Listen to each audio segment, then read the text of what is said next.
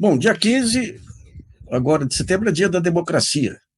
E nós tivemos um impasse, né? Até que ponto que o Brasil conseguiu superar a tentativa de golpe que vem do impeachment, vai até Bolsonaro, até que ponto que a democracia brasileira está resguardada, né? Até que ponto que o imaginário nacional vai continuar incendiado aí por essas maluquices digitais que transformam ficção em realidade, né? O nosso entrevistado é Juliano Fiore. O Juliano é ensaísta, diretor do Instituto Alameda, formado em Letras Clássicas pela Universidade de Bristol, mestrado em Relações Internacionais por Cambridge e Economia pela Universidade de Londres e doutorado pela Universidade de Manchester. Você caprichou, hein, Juliano? Boa tarde, Nassif. Um prazer estar com você. Então, pegando a questão inicial, o Brasil, a democracia está consolidada ou está ameaçada? Olha, ao meu ver, está ameaçada, mas está ameaçada há muito tempo, talvez até desde o, desde o ponto em que se começou a consolidar. Isso é, nunca saímos inteiramente de um regime que tinha resíduos ou traços da ditadura. E o processo de democratização trouxe para uma nova era não somente instituições, mas práticas, ideologias que eram resquícios daquela época. Aquele pacto de governabilidade que o Nelson Jobim e o Sepúlveda Pertence assinaram com os militares sem consultar ninguém, tem alguma responsabilidade nisso? Óbvio, claro, mas não apenas isso, também é uma forma em que se lida com o papel das forças militares ao longo desse período, né? A forma em que os militares foram afastados da política, mas sem estar controlados pela política. E depois voltaram razoavelmente, de forma razoavelmente fácil, ao meu ver. E isso foi um processo de mais de uma década e meia, talvez, claro, com o auge foi a eleição do Bolsonaro.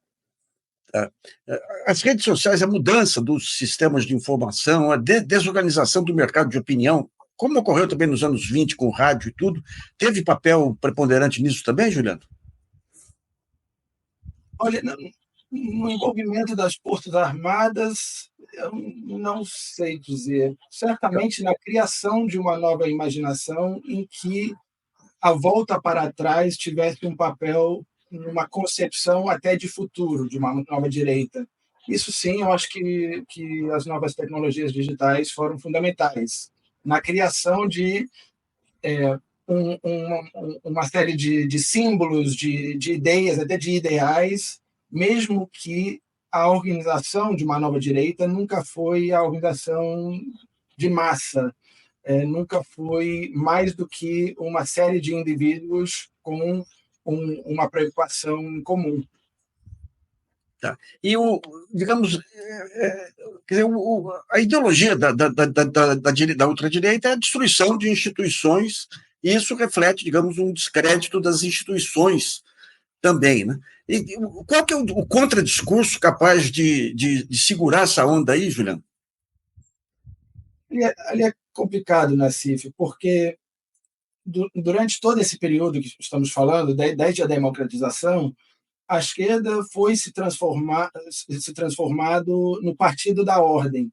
E há uma razão justificável por isso. Se precisava de uma certa ordem depois da destruição, mesmo da destruição moral, mas jurídica, da ditadura. Tá.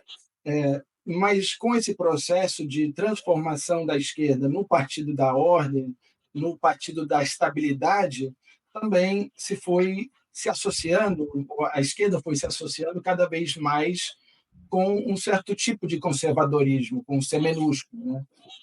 Então, ao defender as instituições, às vezes pode parecer que estaríamos defendendo o status quo, Tá. até que chega a uma direita capaz de querer derrubar isso tudo que está aí.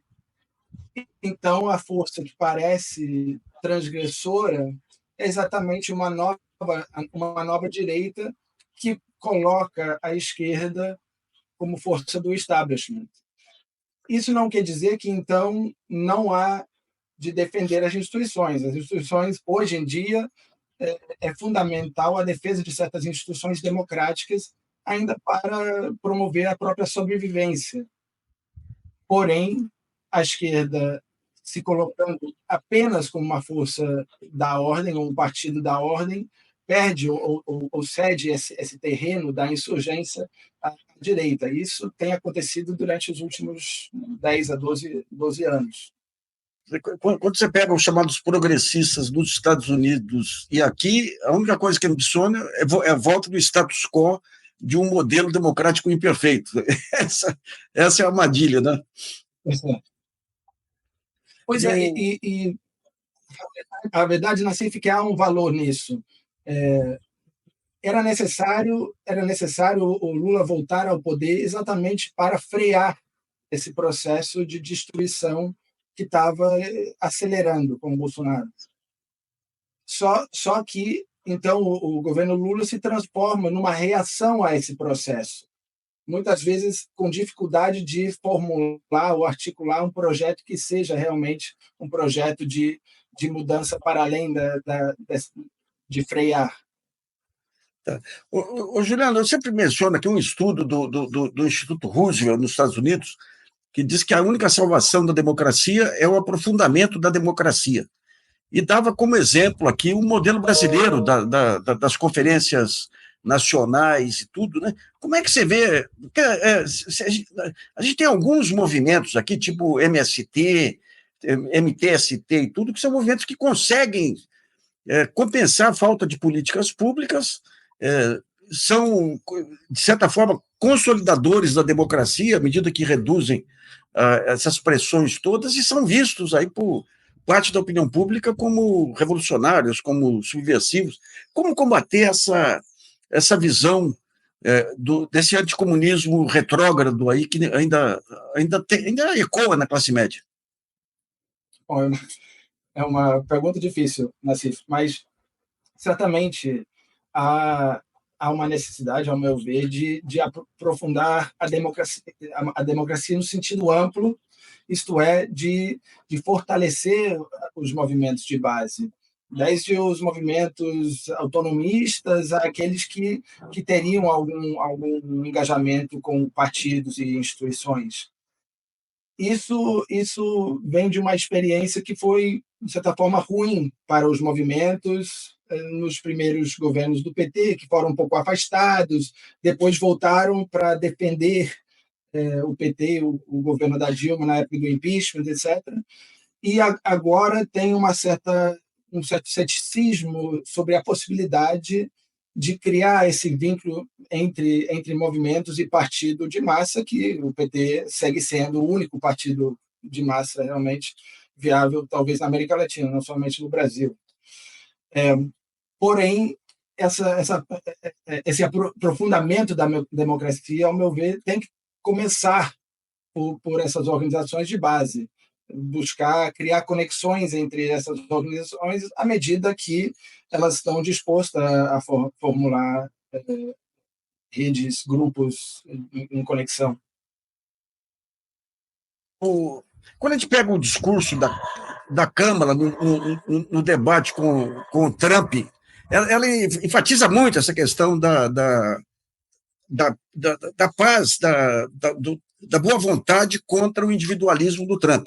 Quando a gente pega o Roosevelt, o que ele faz lá é tentar criar essa solidariedade entre os americanos, defesa dos mais fracos. Tudo. Por que esse discurso tem essa dificuldade de pegar no Brasil, apesar da gente ter na presidência uma pessoa que é considerado mundialmente um pacificador?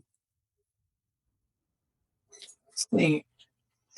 Primeiro, estamos vivendo um momento muito diferente desse período entre guerras para pós-guerras, em que se formulou a possibilidade das social-democracias, etc., em que se pudesse transcender o individualismo liberal através de ações, principalmente do Estado. Estamos agora numa situação que, depois de 40 anos de destruição das funções do Estado, a própria esquerda também tem uma dificuldade de escapar de uma lógica que seria neoliberal, de promover coletividade para além do consumo individual. Isso não é necessariamente uma crítica, isso é uma resposta também da esquerda, das esquerdas, às mudanças no capitalismo. O capitalismo foi criando populações cada vez mais excedentes, ou seja, cada vez menos instrumentais para o funcionamento da economia, para a produção do valor. E com isso, em certo momento, particularmente a partir da crise dos 70, se precisava de uma tecnologia para gestionar essa população excedente. E se vê que essa população excedente se manteve durante muito tempo necessário para o funcionamento do capitalismo, mesmo um capitalismo de destruição, até a crise de 2007 e 2008. É nesse momento que, ao meu ver, há uma expansão da precariedade e, com isso, as várias insurgências sociais e políticas que a gente vê refletem um processo em que uma população que era excedente, mas necessária, se torna uma população descartável, não somente que pode ser descartada, mas deve ser descartada, de certa forma, sistemicamente. E eu acho que foi isso que a gente viu durante a pandemia. A resposta do Bolsonaro à pandemia foi quase uma resposta orgânica do sistema para descartar populações que não poderiam ter uma instrumentalidade na economia brasileira e acabariam, talvez, se transformando em ameaça para um projeto individualista neoliberal. Tá. E como é que você vê esse conflito? Como é que você vê o futuro do Estado-nação nesse momento em que as Big Techs controlam as informações do mundo inteiro, controlam corações e mentes? Como é que você vê, e mais especificamente a partir dessa posição do Alexandre de Moraes em relação a Elon Musk? Há uma questão de soberania para ser discutida, mas essa soberania, ou seja, o próprio conceito de soberania tem que ser entendido a partir não somente das relações entre Estados.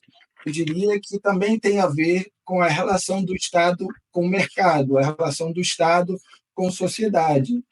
E a partir da crise dos 70, que foi uma crise grave mundial, se vê uma tensão aumentando entre Estado e capital, no sentido de que o Estado tem cada vez menos capacidade para garantir o lucro para o capital e cada vez mais demanda para fazer isso. Porque, ao contrário do discurso mais comum sobre o neoliberalismo, que é a destruição ou enfim, afastamento do Estado, o neoliberalismo depende do exercício do Estado para garantir o uso como veículo para garantir o lucro para o capital. À medida que o Estado não consegue mais garantir por causa de uma receita decrescente ou porque não consegue mesmo controlar socialmente a sua população, que cada vez menos se usa meios econômicos para controlar a população, então vão surgindo novas formas de coerção ou formas mais sofisticadas, violentas de coerção da população, vai crescendo a informalidade, vai crescendo a atividade criminosa, e então vão crescendo as reivindicações de soberania não do Estado. Eu acho que isso tem que ser considerado quando se está debatendo se o Elon Musk está ameaçando a soberania do Brasil. É lógico que ele está, não somente com as atividades bestas em relação ao X, o Twitter, mas também o que ele faz com o Starlink, né, tendo uma visão das regiões mais estratégicas do Brasil, e é lógico que isso tem que ser considerado como uma questão internacional, mas partindo, eu diria, de um conceito de soberania que é um pouco mais amplo. Tá. Mas quando a gente vê, por exemplo, o avanço de um Milei na Argentina, a posição da oposição venezuelana, esse Pablo Marçal aqui no Brasil, é um movimento de destruição do Estado Nacional. O que Milei está fazendo, claramente, é isso. Até onde que vai isso, Juliano? Eu diria mais, não é apenas um movimento de destruição do Estado, é um processo de destruição da sociedade, Sim. de destruição da forma do Estado-nação moderna, ou mesmo da formação, da dita formação nacional. E acaba sendo um processo de destruição do próprio capitalismo, porque o capitalismo precisa de algo para se reproduzir, que é o trabalho vivo, e essa destruição das instituições também é uma destruição das instituições do capitalismo.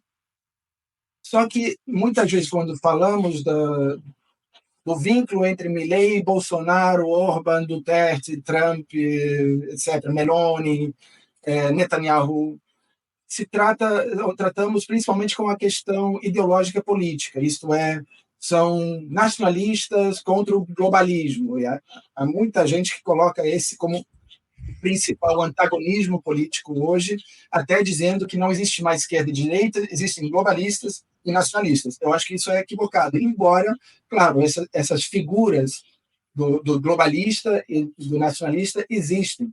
Eu diria que, hoje em dia, na superfície, isso é, na política institucional, o que mais vemos é um antagonismo entre os destrutivistas radicais, ou seja, esses que promovem ou abraçam, se aderem a uma política de expoliação, uma política de destruição, e os progressistas conservadores, quer dizer, esses que buscam a continuação da construção de uma nação através de instituições e de democratização iterativa, etc.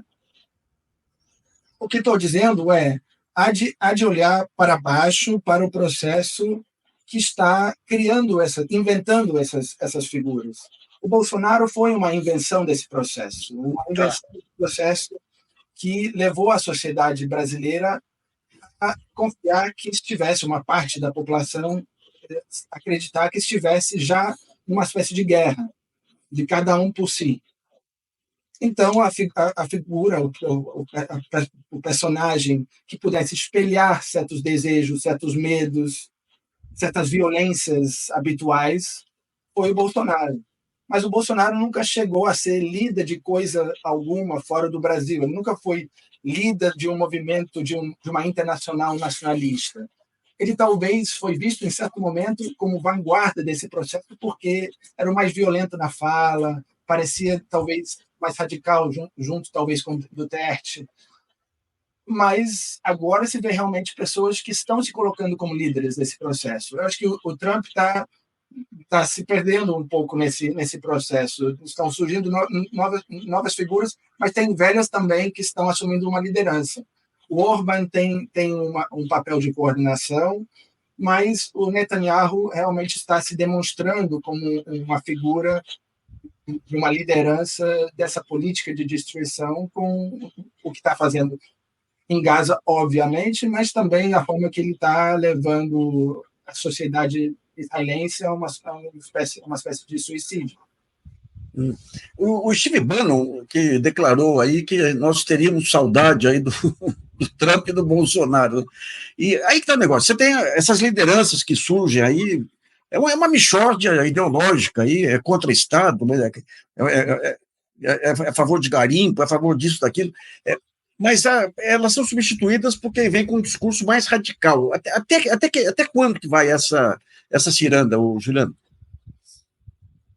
Olha, a lógica política dessa nova direita, representada no Brasil por Bolsonaro, mas que já se vai ampliando, é que para manter sua credibilidade, para mobilizar sua base, precisa radicalizar cada vez mais. Ou seja, a lógica é uma de radicalização de discurso, radicalização ideológica. E essa radicalização ideológica vai também espelhando um processo material de destruição. Eu acho que isso vai até que surja novas figuras, principalmente da direita, que vão trabalhar com uma outra lógica, vão integrar outros elementos, talvez. E eu diria que esse Pablo Marçal representa algo um pouco diferente. Ele está ali para disputar o bolsonarismo, isso está claro. Mas ele traz outros elementos. Ele está buscando apelar a outras constituências. Ele está se conectando com outras pessoas, até outras bases populares. E isso é extremamente preocupante, porque o Bolsonaro não tem essa capacidade, nunca teve. E eu acho que a gente talvez esteja vendo isso com a marginalização política dele. O comício dele, no 7 de setembro, foi um flop. E ele teve que xingar o Pablo Marçal diante de todo mundo, para mostrar que estava...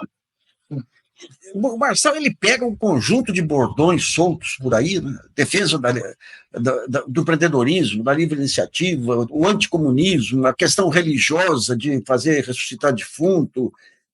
É uma mixórdia que reflete bem essa desconstrução de valores aí da ciência no mundo atual, né, Juliano? Certamente, certamente. Talvez ele é que mais reflete politicamente, nesse momento, ao meu ver, a amplitude da cosmovisão bolsonarista, que vai muito além da cabeça e das ideias, se é que tem alguma, do próprio Bolsonaro. Certo. E o Pablo Marçal vem trabalhando fora da política, embora sempre com uma ideia política. E esse é parte do apelo dele. Diferente do Bolsonaro, que passou quase 30 anos fazendo coisa nenhuma no Congresso, Pablo Marçal tem passado esses anos ganhando dinheiro, criando uma base orgânica própria, né? Desde a chamada mentoria, que ele não gosta de ser chamado de coach, o engajamento com as igrejas evangélicas, teologias de prosperidade, etc. É tudo. Agora, digamos, você tem de um lado aí uma tentativa. A falta de uma terceira via foi fundamental para essa polarização, tudo. Na sua opinião, o que aconteceu com o PSDB? Porque quando a gente sai da ditadura, tinha dois partidos, o PSDB com uma social-democracia sem sindicatos, o PT, um partido sindicalista com movimentos sociais, de repente o PT vem para o centro. O que aconteceu com o PSDB? Ele não tinha... É a falta dessa base popular que levou à radicalização dele? Como é que você vê? Por um lado, foi uma escolha ruim, apostaram mal, principalmente com o impeachment. Desse período, ou seja, de 14 para frente, apostaram mal. Faziam parte de um pacto, de um condomínio de centro, que é do centro-esquerda do PT ao centro-direita do PSDB, incluindo alguns outros grupos, talvez fisiológicos. Só que, claro, não teve essa oscilação no poder e, ficando chateados com isso, apostaram numa tentativa de tirar o PT do poder. Só que, com essa tentativa, já estava surgindo novas forças de direita.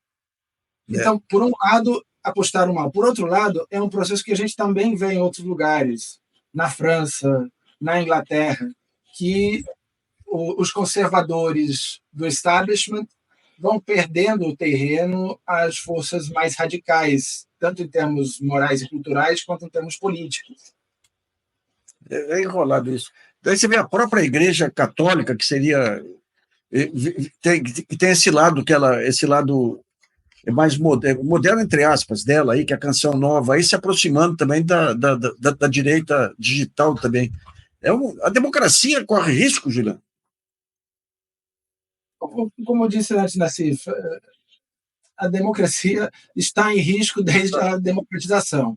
Só que as ameaças que se apresentam hoje são muito mais intensas e muito mais presentes na política, no discurso, na cabeça das pessoas, na própria psicologia das pessoas.